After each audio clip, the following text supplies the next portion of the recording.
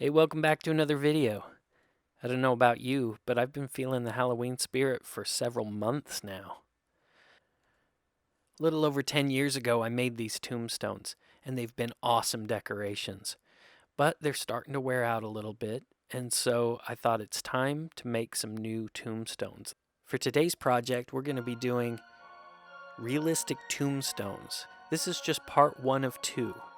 We'll be covering just the construction of a tombstone today. And in the next video, we'll be talking about how to paint that tombstone to make it look real. This time around, my wife and kids are getting in on the action as well. We each came up with our own design. We thought about what we wanted it to say and what the shape would look like, what decorations may be on it, and we just kind of sketched them out. I gathered everybody's designs and I mapped them out on a piece of graph paper to kind of figure out how I was going to fit them on the foam board that we're going to be using. The material that we're going to make the tombstones out of is this pink insulation foam. Now it also comes in blue and probably other colors as well. I've got 3 4-foot by 8-foot sheets here, and they're each 1 inch thick. Using the plan that I have on the graph paper, I start by measuring out the dimensions of the tombstones. Right now, I'm just measuring out basic rectangles. I want to cut those down because it'll be a lot easier to shape them when they're in smaller pieces than trying to cut out curves and other shapes while it's part of this big sheet. Now, there are a lot of ways to cut this foam, so I'm going to go over several different methods here. And the first method is to just use a regular utility knife. Now, when you're using the utility knife, it helps to use a metal ruler if you're cutting straight lines. And you can cut most of the way through the foam and then just bend it and it will just pop apart. If your knife is nice and sharp, you get nice clean edges, but where it starts to get a little dull, you'll see that it catches and kind of pulls the foam apart. So you just want to watch out for that and change your blade often if you need to. The next method for cutting is a scroll saw or a jigsaw.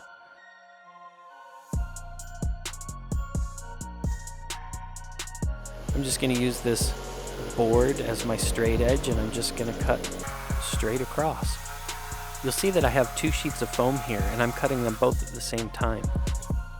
Now you can see with the jigsaw, it cuts nice, but it does leave kind of a rough edge.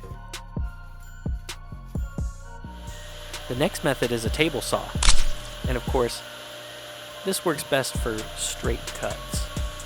And since I'm just cutting out rectangles here, it's nice and easy.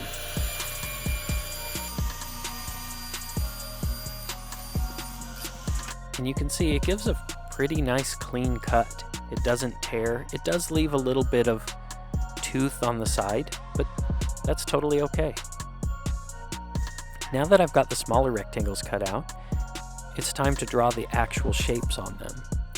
So once again, I refer back to my original design that I put on the graph paper, and I use those dimensions to measure out key points, and I mark them down. You'll see that as I go throughout this project that I'm marking with a Sharpie.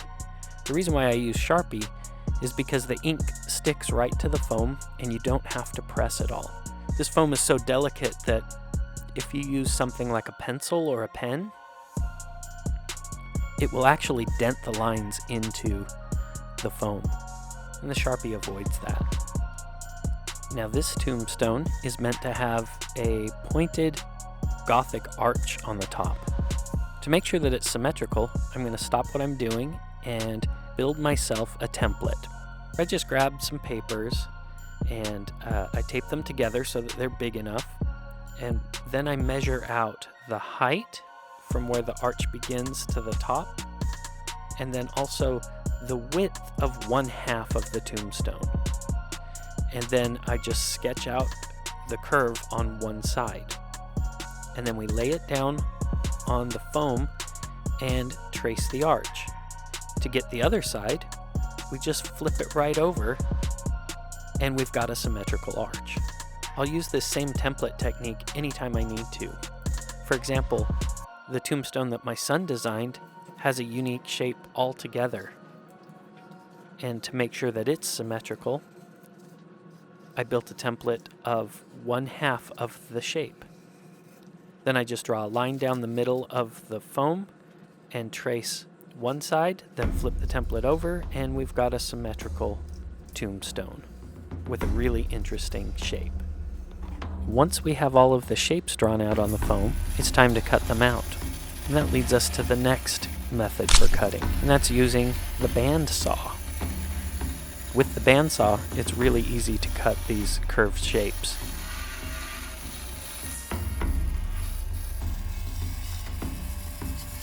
And again, you'll see that I'm cutting two sheets out at once.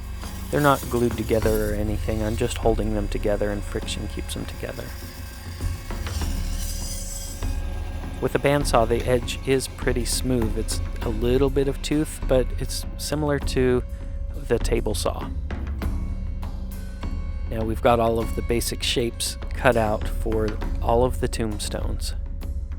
One of the advantages we have from making these out of 2 sheets of foam is that we can build channels in between the foam so that there's a place for the stakes to go into without destroying the tombstones over time, like what happened to my original ones.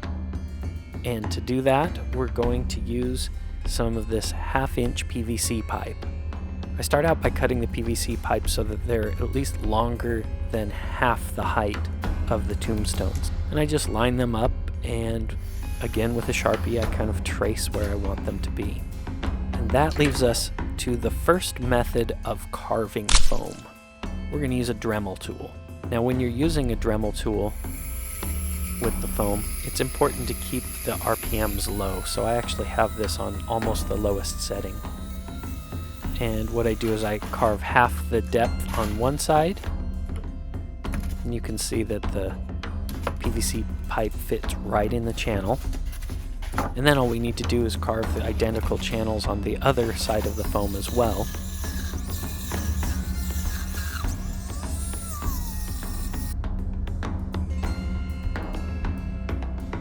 And now we can sandwich those PVC pipes right down in between.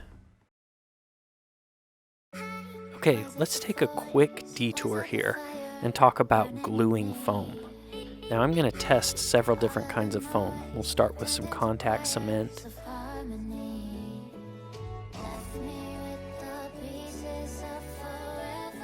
You can see pretty quickly here that I don't think the contact cement's going to work well. It seems to be reacting with the foam. Next, let's try some wood glue. Works great on wood. We'll just put some on here, spread it thin, and we'll hold it tight. I'll actually put a heavy weight on it to make sure it's got a good seal. The next one is my favorite glue, Super 77. This is also a contact cement, but it's got a different formulation. You just spray it on both surfaces, and then you let it dry for just a few seconds, and you touch it together, and they stick solid. Next, we're going to try hot glue. So I'll put some hot glue on and put it together. Lastly, we're going to use some glue that is made specifically for gluing foam together and see how that works.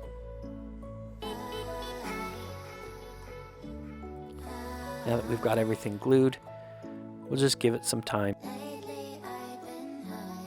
So for the test, I let things dry overnight. Let's see how they did. This first one is the Super 77. Let's see if I can get them apart. It's very difficult, but with some effort, with some great effort, I was able to pull them apart. But you can see it didn't even disturb the surface of the foam. It's actually a very good connection. Here is the contact cement, and actually it's not even stuck together. You can kind of see how the contact cement just ate away the foam. There is a little bit of tacky surface there where the contact cement is, but the foam doesn't even touch, so that's no good. So here's the hot glue. See if I can get it apart. The bond is actually stronger than the foam, so that's excellent. Let's do a sanding test. So hot glue is not sandable. That means that as I sand here, the foam is going away on either side, but the glue itself is kind of staying as a raised line in between. Next is the Loctite foam adhesive. This seems to have connected the foam together extremely well. Let's try the sanding test on it. It looks like this works fine as far as sanding, as long as it is very thin in between. So that's good to know. And lastly, the wood glue. Yeah, I can just pop that apart. That's not very good at all. Alright, so the three glues that we're going to be using are the foam board glue, Super 77, and the hot glue. We'll use a little bit of each throughout the project. So let's start with the foam adhesive. We're going to glue in our PVC pipes and then glue together the two pieces of foam so that we now have a 2-inch tombstone instead of two 1-inch pieces. So I just put it out there, and then you don't have to spread it flat, but I just feel like it helps it get even coverage and helps make sure that it gets as flat as possible. So we put it together, and I just let these sit overnight again. A few of these designs have decoration on the front, which actually means we need to cut out another layer of foam. We'll start out by tracing the shape of the three tombstones onto a new sheet of foam. Once again, we're using a Sharpie to do that, and then we cut them out.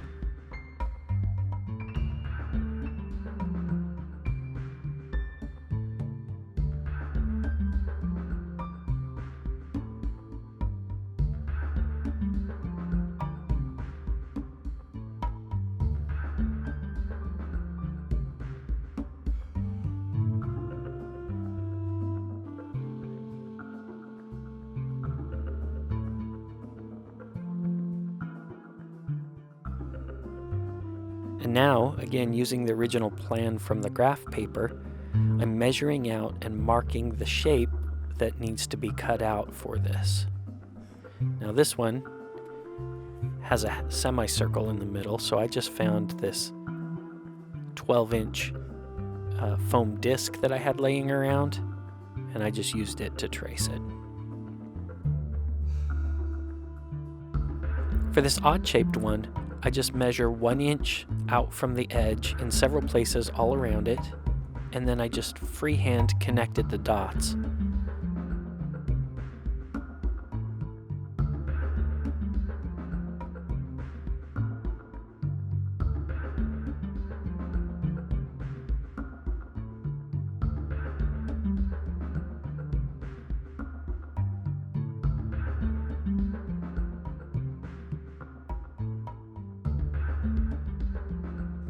Now that we've got everything marked out on our pieces, it's time to cut them out.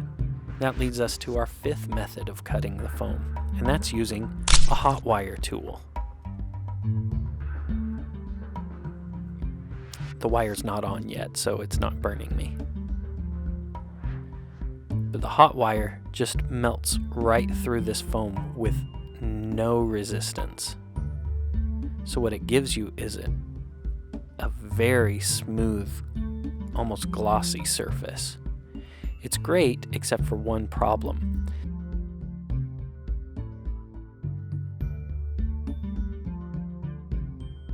Because there's no resistance, every little shake of your body shows up in the cut, and you can see that it actually gives a very rough edge unless you're super smooth. Now we've got all of the pieces cut out, and now it's time to plan the writing and any decoration that will go on them. So I start by taking a photograph of each tombstone. So I brought it into Photoshop, selected the tombstone and cut it out, and then created a new document that is the exact dimensions of the rectangle of the tombstone. Then I just scale down the image so that it fits inside that rectangle, and then I know that I'm working at the correct scale of the tombstone. After picking a font and the words, it's just a matter of typing them out and positioning them, scaling them, rotating them, whatever you need to do to position them the way that you want.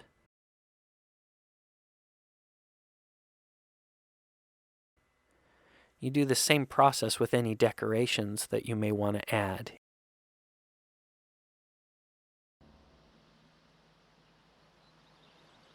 One does not simply walk into Mordor.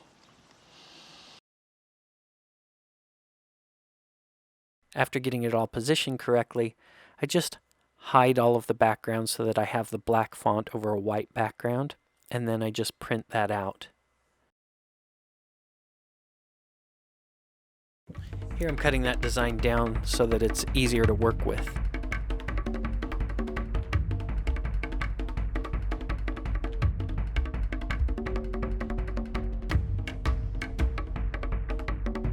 And then I'll use a Sharpie, in this case, to trace it on. Now I don't trace everything with the Sharpie marker. It only made sense for these decorations.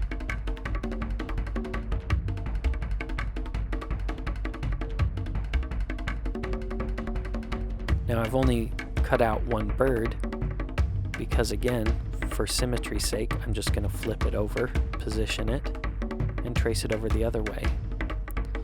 And I just kind of look at the picture and freehand the design that goes into it. This leads us to the second method of carving shapes in foam, using an X-Acto knife. And even though I call this the second method, I actually think this is the first method. This is the main way that we're going to carve the foam. Now when you're carving letters or designs with the X-Acto knife, you want to carve at angles. And you see, if you carve an angle going one way, an angle going another way, then what you're actually doing is you're creating like a V channel, a V-shaped channel. So that's what I'm going to do here around the circular troll cross.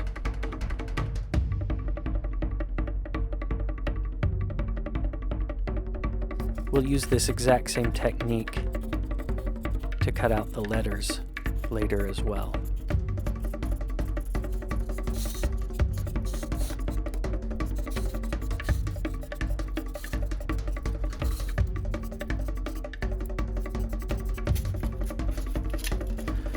And you can see it just pops right out. Again, when you're using the X-Acto knife, you want to make sure that your blades are sharp.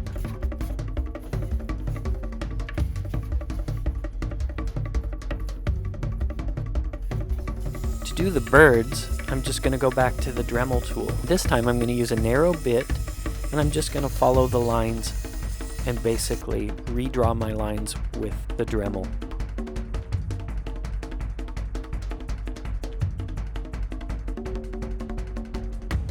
Now it's time to position the words. You'll notice these thin pre-cut lines in the foam. These are there for the construction workers to be able to just snap the boards along those lines without having to use a knife. But if you look at the way that they look, the cross section, they're actually kind of like little triangles, and we want to be careful that we don't have any letters over that. When I printed out the letters, I added a line in Photoshop that goes along the bottom of the letters. So I just decide where I want to position the letters, and I put a dot where that line is. I measure that height on one side, then I measure the same height on the other side, and then I just line up the line from the paper with the line that I just drew, and that guarantees that I'm going to be horizontal.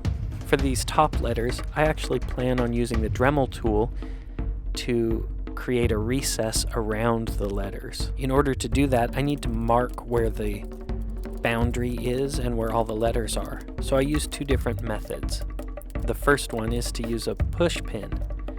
Now, you can do the same thing with an X-Acto knife. This time, I'm cutting straight down and I'm going very shallow. I'm just basically drawing the lines of where the letters will be. And now you can see that I've marked the foam so it's easy to see where I need to Dremel when I get to it. Now for the letters, you can see I'm just using the X-Acto knife and cutting them out at angles, so I'm creating those V channels and just following along. For wider letters, you can just use a Dremel tool and just Dremel right over it. But you need to go very slowly, and the Dremel tends to start tearing the paper. So after some frustration with it, that's when we switch to marking the boundaries with the push pin. When you're cutting out thin letters, you need to make sure that you're going deep enough with the X-Acto knife. So that means that your angle needs to be more vertical than it would be for wider letters. One tip to remember, when you have letters that have an inner shape, like an O, you want to cut out the inner shape first, because if you cut the outer edge first, then your paper falls off and you no longer have your marker. Here I've dremeled the recess around the runes. The corners are just very, very sharp. So that leads us to our next carving method, using an emery board. What I'm going to do here is I'm just going to gently sand away the corner edge and round it off just the littlest bit, and it instantly starts to feel more realistic. Now I'm going to do the same thing to all of the edges of the letters.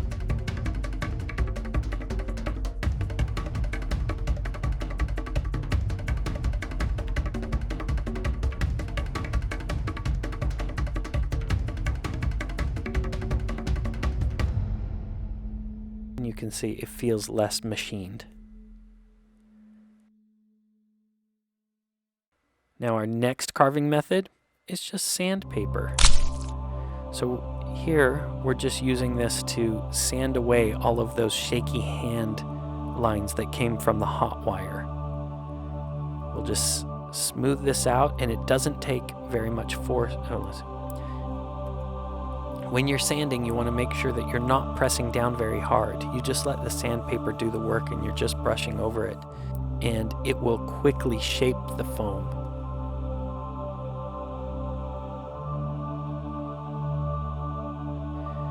So now it's time to assemble all of the pieces.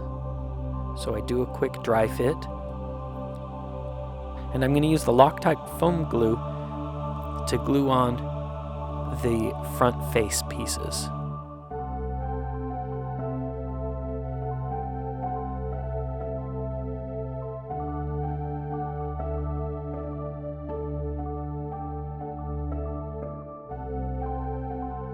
I've got some plastic skulls here that I want at the bottom, so I'm just going to use hot glue on those and just glue them right into place. And I'll use the same hot glue to glue some PVC pipes on the front. These are just decorative PVC pipes.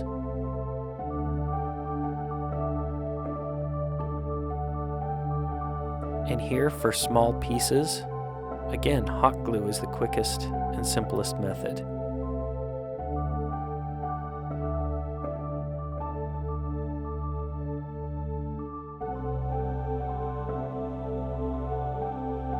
Now we've got it all assembled, it's time to add some character to it.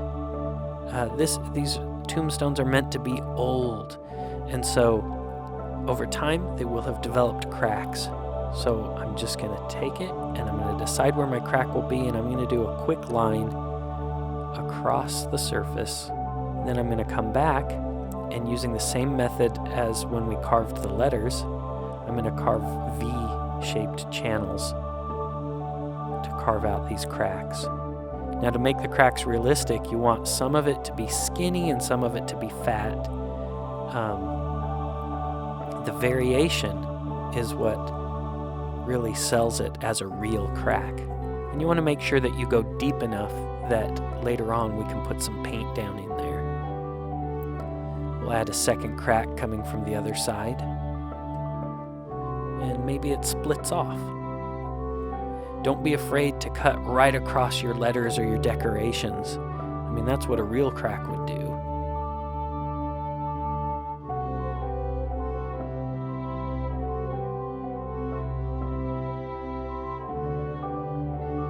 And there we have it. It's fully assembled, but it's not quite ready to be painted yet. There's a few things that we need to do. So if we look at these three pieces of foam that have been glued together, you can see they don't actually line up real great. One is a little bit higher than the other.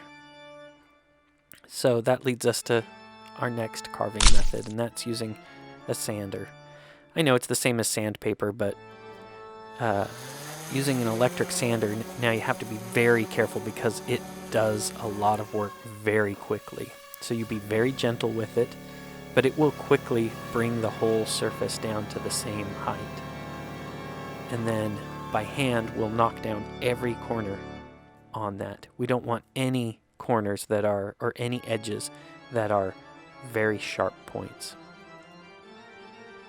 Now, if we look at a few places here, there are some cracks that we don't want to see, some spaces between foam, especially in between the three sheets. And all of those little triangle hollow areas, and make it all nice and smooth like it's one piece of stone. So to do that, we're just going to use joint compound. You can use spackle, you can use wood filler, but joint compound is really easy to use, and it's mostly water, so that when it dries, it's actually very, very light. We're going to put it on here with a palette knife, kind of mush it down into all the cracks. We don't need to worry too much about how clean it looks at this point. We just want to make sure everything is filled in. After letting it dry, we're going to use the sander again. We'll just quickly remove all of the excess joint compound, and it will just leave the stuff in the cracks. And they're nice and smooth.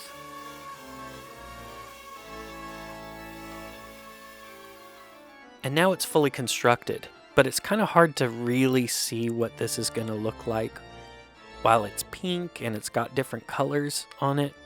So we're going to do a quick base coat. In this video, we're just focusing on the construction of the tombstone, so I'm not going to cover the details of how I do the paint, but I will cover that in my next video. So if you haven't subscribed, make sure that you do, and make sure that you turn on the notification bell so that you can know when that next video drops, so you can see how I do the painting. But I wanted to get a base coat on here so that it can all be one color for you, so you can start to see what it's going to look like as a tombstone.